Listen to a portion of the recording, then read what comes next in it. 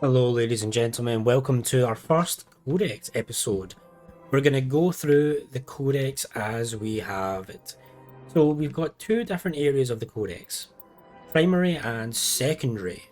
Primary ones, they're voiced, they're narrated by the game. So we're going to go through the primary ones first. And this is going to be a long episode, and probably I'm going to tell you, if you don't want to listen to all this lore, universe building, you are probably better off just skipping this episode. That's why it's 3A and not 4. So I'm not going to be talking for all the primary ones, I'm just going to go through them all. I might chime in with some comments here and there, actually. Come and think of it, I'd probably better doing that. So we'll start with the council races, which are the three most politically important species in the galaxy, the three species that make up the council. Roughly 1,200 years ago, the Turians were invited to join the Citadel Council to fulfill the role of galactic peacekeepers.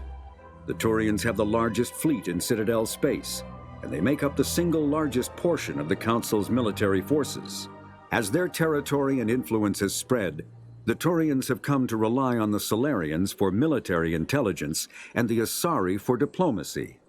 Despite a somewhat colonial attitude towards the rest of the galaxy, the ruling hierarchy understands they would lose more than they would gain if the other two races were ever removed. Turians come from an autocratic society that values discipline and possesses a strong sense of personal and collective honor. There is lingering animosity between Turians and humans over the First Contact War of 2157, which is known as the Relay 314 incident to the Turians. Officially, however, the two species are allies, and they enjoy civil, if cool, diplomatic relations. So I find this really interesting about there is actually a war between the Turians and the humans, and it was First Contact War, and this was actually the first contact of any other kind of alien species by humanity. And it's actually a really interesting incident. And I think there's more Codex entries that talk about it, so I won't go too into it. As you can see, we don't have access to the other two because we haven't unlocked those yet. We'll unlock those as we go. So what about extinct races? Species that are now dead and gone. 50,000 years ago, the Protheans were the only spacefaring species in the galaxy. They vanished in a swift galactic extinction. Only the legacy of their empire remains. They are believed to have built the mass relays and the Citadel, which have allowed numerous species to explore and expand throughout the galaxy. Prothean ruins are found on worlds across the galaxy.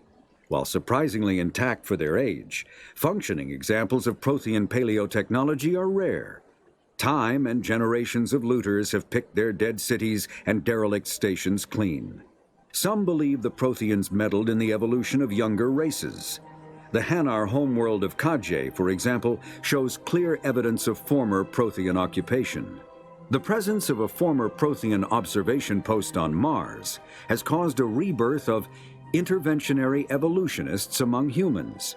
These individuals believe the god myths of ancient civilizations are misremembered encounters with aliens.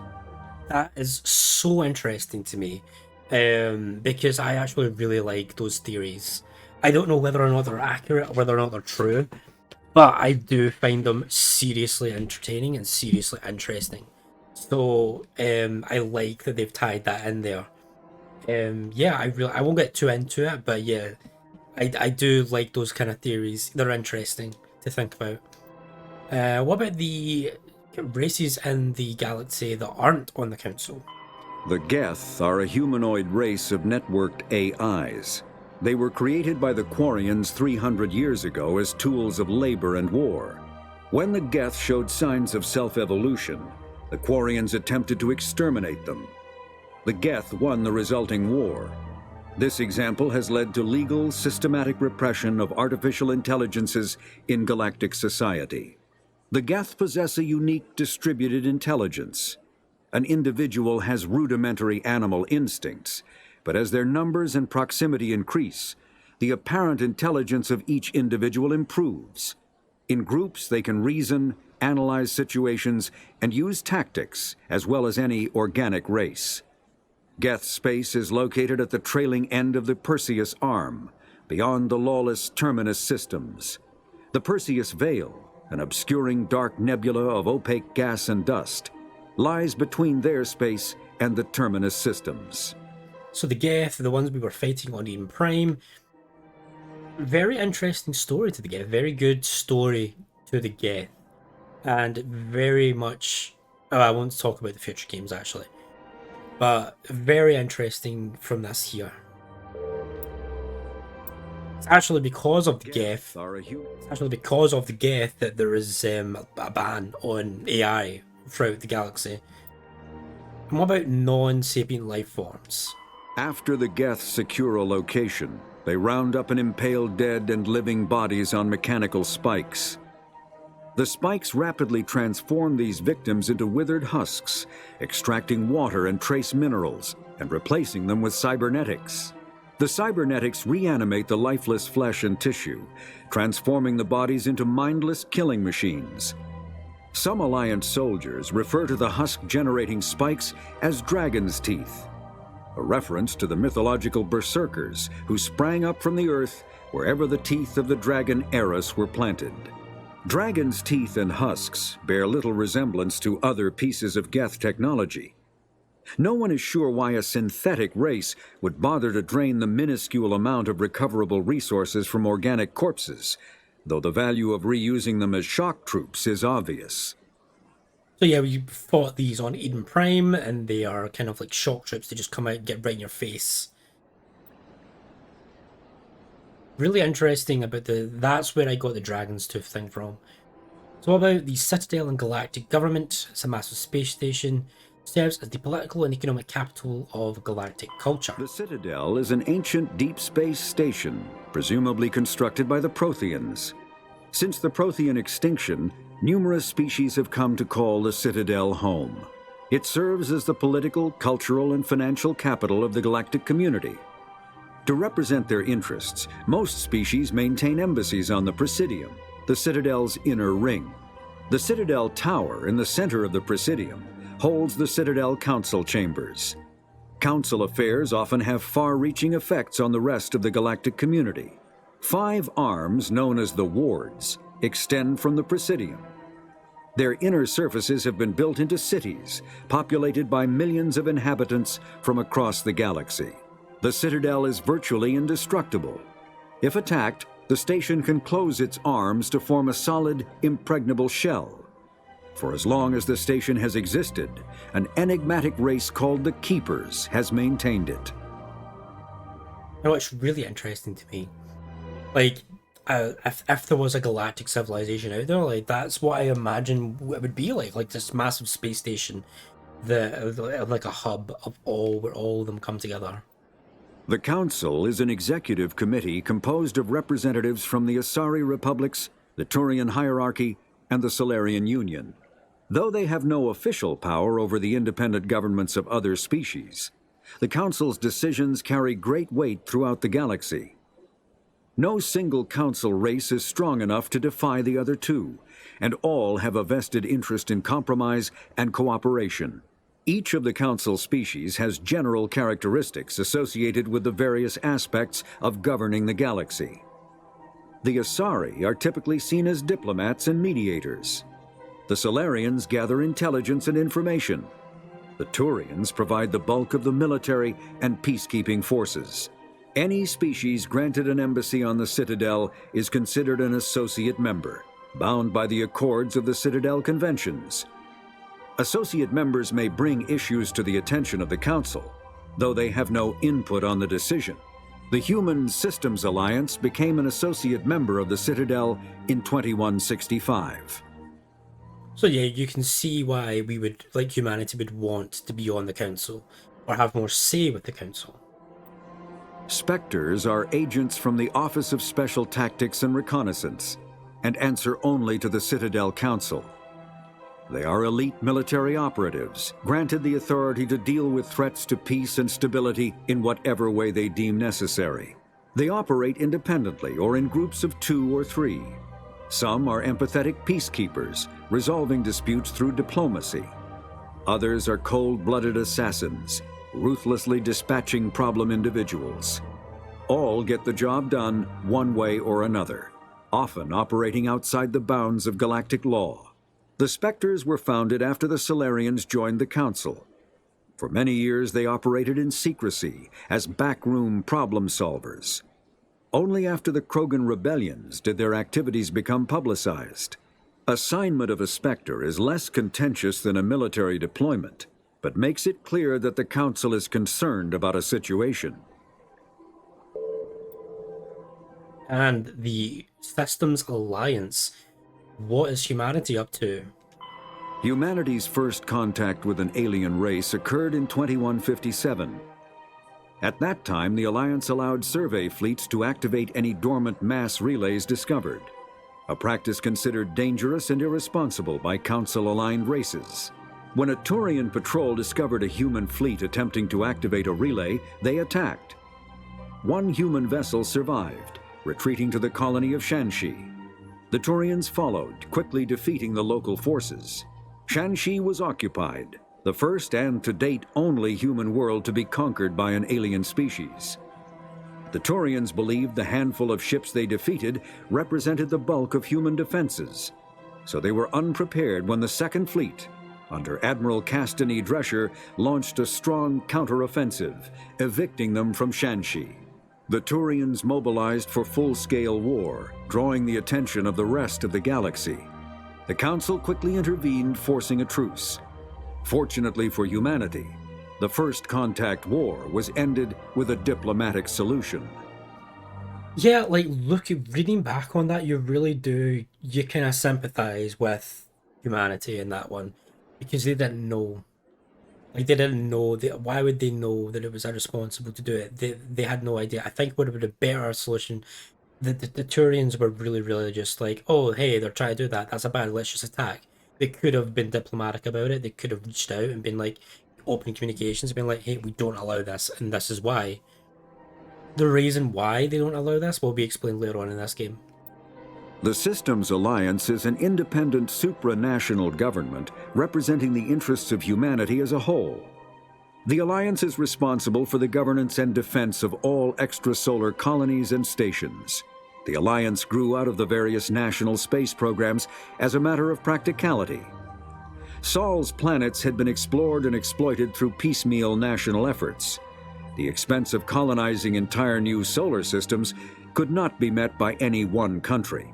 With humans knowing that alien contact was inevitable, there was enough political will to jointly fund an international effort.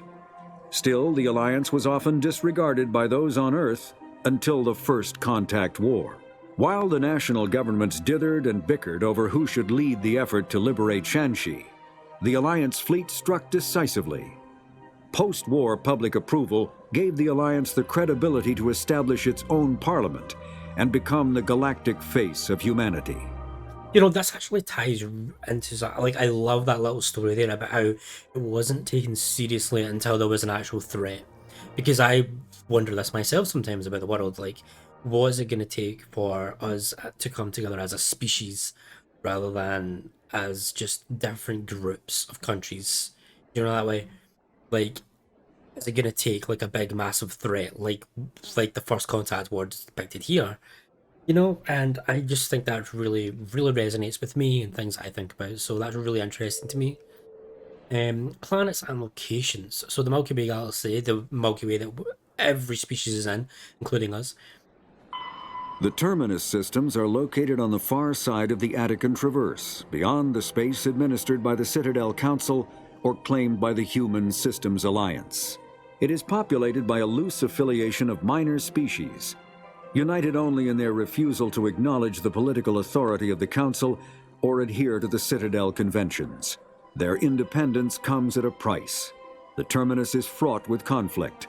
War among the various species is common, as governments and dictators constantly rise and fall.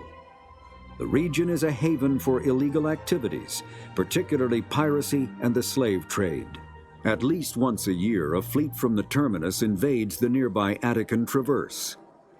These attacks are typically small raids against poorly defended colonies. The Council rarely retaliates, as sending patrols into the Terminus systems could unify the disparate species against their common foe, triggering a long and costly war. So that again is really interesting. Like every species we see here, they're all council species. Every species that's on the Citadel are council species. And there's a whole group of species outside of the council sphere of influence, which I find is really interesting. What about ships and vehicles? The Mako infantry fighting vehicle was designed for the System Alliance's frigates. Though the interior is cramped, an M35 is small enough to be carried in the cargo bay and easily deployed on virtually any world. With its turreted 155mm mass accelerator and coaxially mounted machine gun, the Mako can provide a fire team with weapon support as well as mobility. Since Alliance Marines may be required to fight on any world, the Mako is environmentally sealed and equipped with microthrusters for use on low-gravity planetoids. The Mako is powered by a sealed hydrogen-oxygen fuel cell and includes a small Element 0 core. While not large enough to nullify the vehicle's mass, the core can reduce it enough to be safely airdropped. When used in conjunction with thrusters, it also allows the Mako to extricate itself from difficult terrain. Oh, don't Mass Effect players know that by heart? The Mako is infamous in this game, and I actually think it's by heart. I actually think it's alright, but it's infamous in this game. Biotics is the ability of rare individuals to manipulate dark energy and create Mass Effect fields through the use of electrical impulses from the brain. Intense training and surgically implanted amplifiers are necessary for a biotic to produce Mass Effect fields powerful enough for practical use. The relative strength of biotic abilities varies greatly among species and with each individual. There are 3 branches of biotics. Telekinesis uses mass-lowering fields to levitate or impel objects. Mass-raising kinetic fields are used to block or pin objects. Spatial distortion uses rapidly shifting mass fields to shred objects. Most organic species are capable of developing biotic abilities, though there are risks involved. Biotics are the result of an in utero exposure to Element 0. This usually causes fatal cancers in the victim, but in rare cases, it coalesces into nodules within the fetus's developing nervous system. So yeah, biotics, kind of like space magic, almost to an extent, but also very deadly and dangerous, and most people that are exposed to Element 0 will be negatively impacted rather than becoming a biotic. So biotics are rare, so if you see a biotic, it's a kind of rare thing. Element 0 can increase or decrease the mass of a volume of space-time when subjected to an electrical current. With a positive current, mass is increased. With a negative current, mass is decreased. The stronger the current, the greater the magnitude of the dark energy mass effect. In space, low-mass fields allow FTL travel and inexpensive surface-to-orbit transit. High-mass fields create artificial gravity and push space debris away from vessels. In manufacturing, low-mass fields permit the creation of evenly blended alloys, while high-mass compaction creates dense, sturdy construction materials.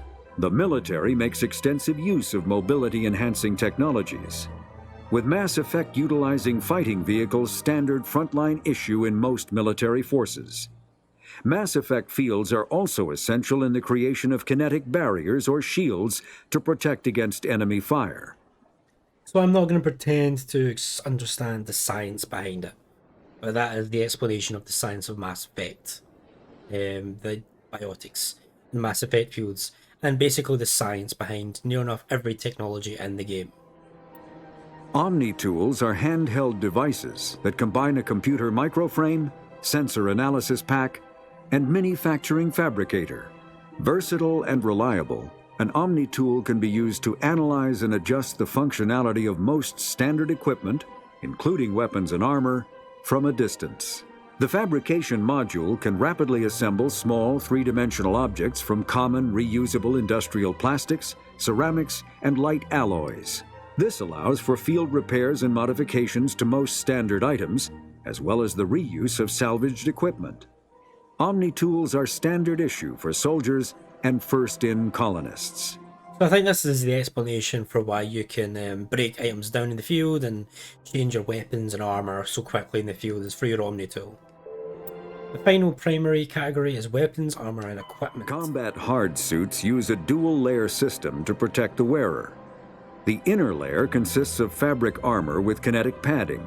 Areas that don't need to be flexible, such as the chest or shins, are reinforced with sheets of lightweight ablative ceramic. The outer layer consists of automatically generated kinetic barriers. Objects traveling above a certain speed will trigger the barrier's reflex system and be deflected, provided there is enough energy left in the shield's power cell. Armored hard suits are sealable to protect the wearer from extremes of temperature and atmosphere. Standard equipment includes an onboard mini-frame and a communications, navigation, and sensing suite. The mini-frame is designed to accept and display data from a weapon's smart targeting system to make it easier to locate and eliminate enemies. I think this is really interesting how it's only an object that travels above a certain speed which triggers it. So that it's like they can do things like sit down and hold things and not trigger it. It's only like a really, really like high speed thing like a bullet. Kinetic barriers, more commonly called shields, provide protection against most mass accelerator weapons. Whether on a starship or a soldier's suit of armor, the basic principle remains the same. Kinetic barriers are repulsive mass effect fields, projected from tiny emitters. These shields safely deflect small objects traveling at rapid velocities.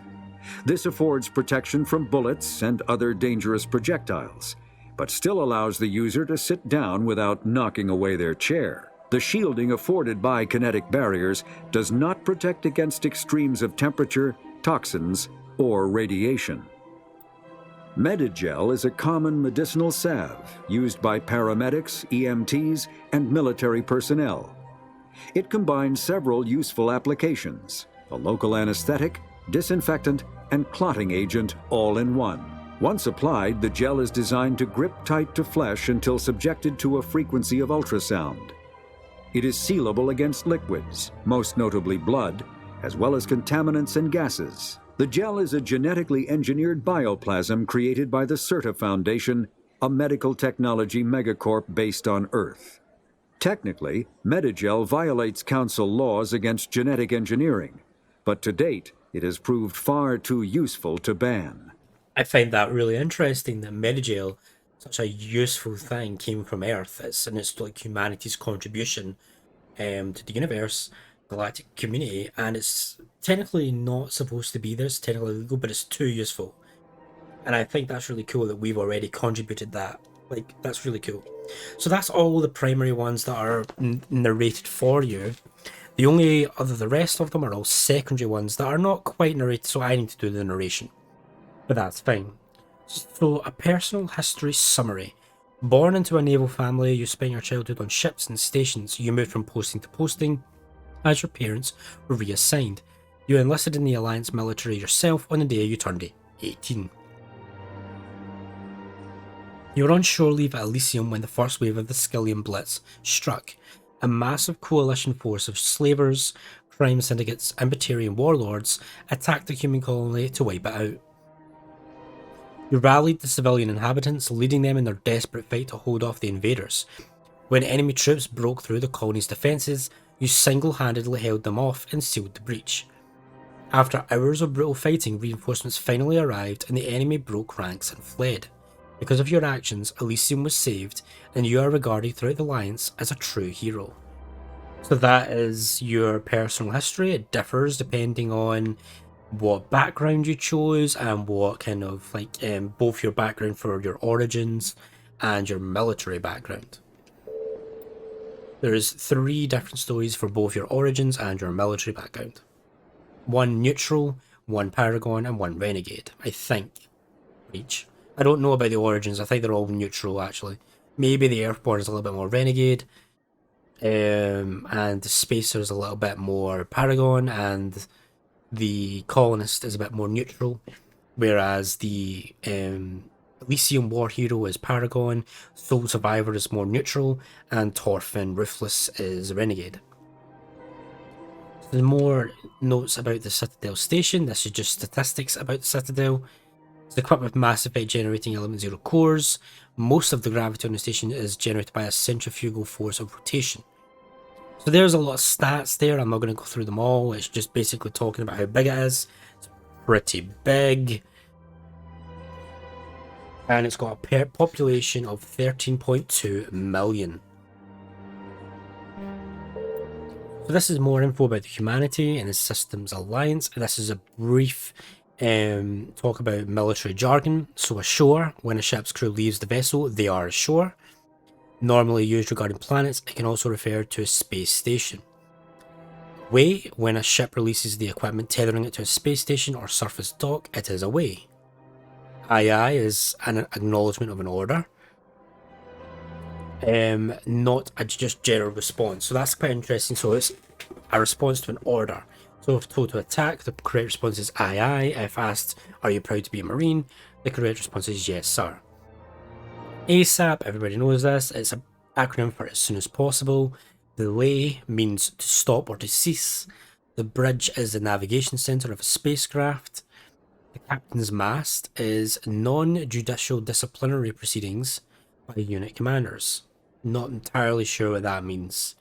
Basically looks like it's like dealing with issues in-house rather than out-house formally. CIC is a combat information center. The command center essentially is filled with sensor displays to make sense out of the chaos of combat. DC is damage control, which means the containment and repair of damage to a spacecraft. ECM is electronic countermeasures used to avoid enemy sensors from passive emissions, masking to active jamming. EVA is extra vehicular activity, time spent in a pressure suit outside of a vehicle, space station, or spacecraft or station. The flank is the side of a military formation. So you want to flank, essentially. FNG. This game says freaking new guys. It's not freaking, I'm telling you that now. A derisive term for inexperienced personnel. Groundside means the surface of a planet. Helmsman means the crew member who pilots the spacecraft. Radar is light amplified detection and ranging. An active sensor that bounces lasers off an object and determines its bearing and distance. Sufficient resolution that the data can be reconstructed into an image. So they use lasers to get an actual rough idea of what is out there. Shore party is crew that's sent ashore on official business. Silent running, an old submariners term used aboard a Normandy to denote when stealth systems are active. SITREP is a situation report. Spacer, who is someone who spent most of their life in space. An XO is an executive officer, the second in command of an Alliance warship, and responsible for administrative and personnel matters. We are the XO on the Normandy. Now let's hear more about the N7. So the Alliance Military Vocational Code System classifies the career path of all serving personnel. The MVC consists of one letter and a number. A soldier's MVC indicates proficiency rather than rank. The letter notes career path. The number indicates level of experience, as indicated by service record, technical scores, and commendations. All 26 letters are used, and numbers run from 1 to 7. N is the letter code for the Special Forces personnel, so it's basically N7 Commando. And here is a timeline of events for the Human Alliance. So 2069, the Armstrong outpost at Shackleton Crater becomes the first human settlement on Luna. Formally founded on July 24th, the 100th anniversary of the first lunar landing. Very nice, very, very good there. Wait, what's the word? Can't think of the word. So then, in 2103, so I want to say 30 something years later, they did the Lowell City and Eos Chasma as the first human settlement on Mars. So it didn't take them too long, 30 years or so, to go from the moon to Mars. Then in 2137, Eldfell Ashland Energy Corporation demonstrated helium-3 fuel extraction from the atmosphere of Saturn. In 2142, construction of Gagarin. I'm not sure on the pronunciation of this. It's either Gagarin, I'm just going to say Gagarin Station, aka Jump Zero, begins beyond the orbit of Pluto. In 2148, prospectors discover the Prothean ruins at Promethei Platinum on Mars. And in 2149, the translation of this data leads the humans to the Charon Maslow Relay, which is the Charon as in the moon of Pluto, which was actually a mass relay in this game. Systems Alliance was founded in 2149 to coordinate exploration and colonization of extra-solar worlds.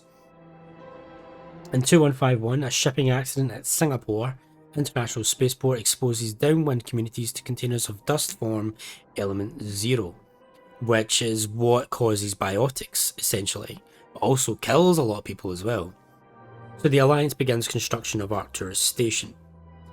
In 2152, just a year later, roughly 30% of the children born in Singapore after this exposure suffer from cancerous growths. Systems Alliance begins settlement of Earth's first extrasolar colony world, the planet Demeter. When we were born, Commander Shepard was born 2 years after this disaster in Singapore, which could explain why you're a biotic, because technically you were... Well, actually, no, forget that. That doesn't match up with the timeline. Don't know what I was thinking. So you were born in 2154. In 2155, the Systems Alliance occupies a completed portion of Arcturus Station as a headquarters. So think of Arcturus Station as an HQ for the Alliance. In 2156, some children of Singapore exhibit minor telekinetic abilities, aka biotics, but we didn't know what it was back then. In 2157, we encountered the Turians and had the first contact war. So we were 3 years old during the first contact war. Shanxi was occupied and then liberated.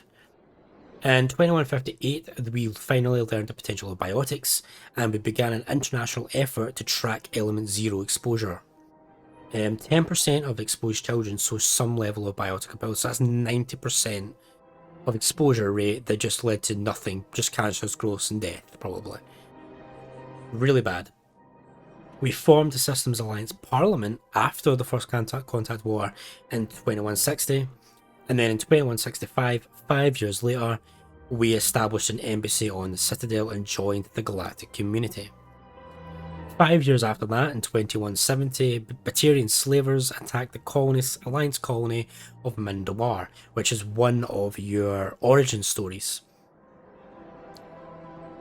2176, 6 years later, pirates and slavers attacked Elysium, which is our war hero story. So we were, 2156, 2154.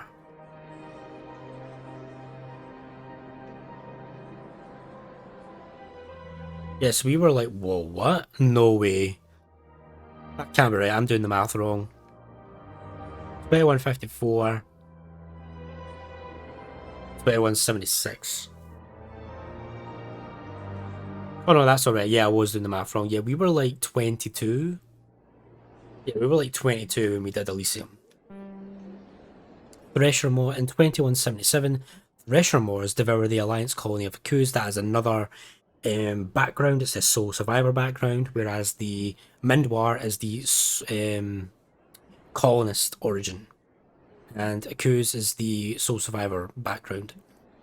2178, in retaliation for the Skillian Blitz, an Alliance fleet wipes out an army of slavers on the moon of Torfin. That is the ruthless military background. It's more renegade. In 2183, so we were 22 in Skillian Blitz. It's 2183 now, so that's another... Yeah, so we're like 29, 30 at this time. We're around about 30 years old in this timeline. Ships and vehicles, Starship sensors, light lag prevents sensing in real time in great distances. Ship firing its thrusters at the Charon relay can be easily detected from Earth 5.75 light hours away. But Earth will only see the event 5 hours and 45 minutes after it occurs, which is what we know about real life. Like, we see the light from the stars, but we're not seeing it real, we're seeing past light that's finally got here. Due to the light speed limit, defenders can't see enemies coming until they have already arrived, because there is FTL travel and communications, but no FTL sensors. Frigates are crucial for scouting and picket duties. Passive sensors are used for long-range detection, while active sensors obtain short-range, high-quality targeting data. Passive sensors include visual, thermographic, and radio detectors that watch and listen for objects in space. A powered ship emits a great deal of energy, the heat of the life support systems, radiation given off by power plants, etc., the exhaust of the thrusters. So starships, basically, they stand out heat-wise against space. You can see them stand out very big. Passive sensors can be used during FTL travel, but incoming data is significantly distorted by the effects of the mass effect. Interesting. Active sensors are radars and high-resolution radars. Oh, we've already talked about radars. Laser detection and ranging, emit a ping of energy and listen for return signals. Narrower field of view than radar, but allows images to be assembled, as we've already spoken about. Active sensors are useless when a ship is moving at FTL. Interesting. Well, you can find it interesting or not. This is for the lore of the universe. This is why I said you can skip this episode, because it is just lore, and more lore. So, biotic amps for biotics. These are what are surgically implanted into the biotics to help them amplify their abilities and control them. So biotics manipulate mass effect fields using dozens of element zero nodules within their nervous system caused by the exposure to element zero that react to electric stimuli from the brain. Amplifiers allow biotics to synchronize the nodules so they can form fields large and strong enough for practical use. Amplifiers can improve a specific discipline or talent. An implant is a surgically embedded interface port into which amps are plugged in. On humans, the implant is usually placed at the base of the skull for convenient access, though the user must be careful to keep it free of contaminants. Implant ports can fit a variety of amps, and there is a growing market for modifications and add-ons. Finest quality implants and amps are manufactured by the Asari, but the Alliance's L3 implants, first deployed in 2170, are a significant step forward, so we would probably be in L3. Considering we were about 20 at that point, so yeah, we would probably be in L3, whereas Caden is a bit older than us and he's in L2. From our talk with Dr. Chakwas. Communications. Real-time communication is possible thanks to networks of expensive mass relay convoys that can daisy-chain a transmission via lasers. They are maintained in patterns built outward from each mass relay. The buoys are little more than a cluster of primitive, miniature mass relays. So they're also built by the Protheans, right? Maybe. I think so. Pretty much, yeah. Pardon me. I knew that was coming. Each individual buoy is connected to a partner or another buoy in the network, so it's like a connection, forming a corridor of low mass space. Tight beam communication lasers are piped through these tubes of FTL space, allowing virtually instantaneous communication to anywhere on the network. The network connects across regions by communication lasers through the mass relays, and it's really technically it's really interesting if you're really into the technology side of it. With this system, the only communications delay is the light lag between the source or destination and the closest buoy. Buoy. So long as all parties remain within half a light second of buoys, seamless real-time communications are possible. They are maintained in all travelled areas, and most enjoy unlimited instant communication. They only suffer communications lag when operating off established deep space routes around uninhabited outer system gas giants and other unsettled areas. So it's basically like a way for, it's explaining how you can talk in real time through space. It's really interesting and really nice detail that they added this. It's really good. I really appreciate it. That's why I'm dedicating whole videos to it, because it's whole lore and it's a lot of thinking, and it's really interesting and quite genius way to go about it. So during wartime, Their combo networks are the first target of attack, and once this network is severed, it can take them for weeks to years to get a message out of a contested system. In systems where a buoy network has not yet been built or has been destroyed, so it's not built by the Protheans, it's us that's done it. We've just reverse engineered the mass relays to make miniature versions. Radio communication means ferrying information through high-speed courier ships and unmanned drones. 40 minutes later, we are on the final one of this video. The development of practical, this is upgrades, like our weapon upgrades, armor upgrades, etc. So the development of practical manufacturing omni-tools allow modern militaries a great deal of flexibility in equipment loadouts. Vast number of field modification kits or upgrades are available for common equipment, such as weapons, armor, omni-tools, biotics, and even grenades. An upgrade kit typically consists of less than a dozen unique parts and an optical storage disc. When loaded into an omni-tool, the OSD provides all technical specifications required to manufacture the tools and additional parts necessary to install the upgrade onto another piece of equipment. Typically modular, and it's less than a minute, so that's why we can do it out in the field. That's why we can just change up our weapons, upgrade and stuff like that.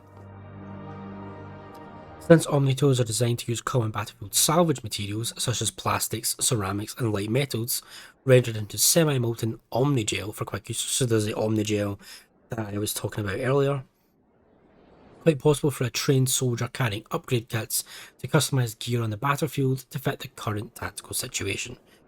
So if you suddenly find yourself going up against synthetics and you had yourself equipped with anti-organic stuff, you can fix that within a minute. And with that, 41 minutes, we are done with our very first Codex episode. I'm gonna make sure to go through every Codex entry that I can find. Because I love this game, I love this trilogy, and I want to pay homage to the people who'd done this, took the time to sit and think all this thing through, think how it's actually going to work and how it's explainable, and then put it into the game. I think it's a shame that a lot of this time nobody even reads these Codex entries. I think it's a real shame. So I'm going to take the time. I don't think it's much hassle for me to do that, to make skippable episodes like this one, where I dedicate time to doing that. I'm also going to do it for planets, because you can go to planets and read up on the planets, and I'm going to do that. I'm going to read each planet's description for each system. But that'll also be a skippable extra episode. But for now, we are done. And I thank you for being here. If you've watched this whole video, then you are a trooper and you love lore as much as me. Great props to you. I'll see you guys next time.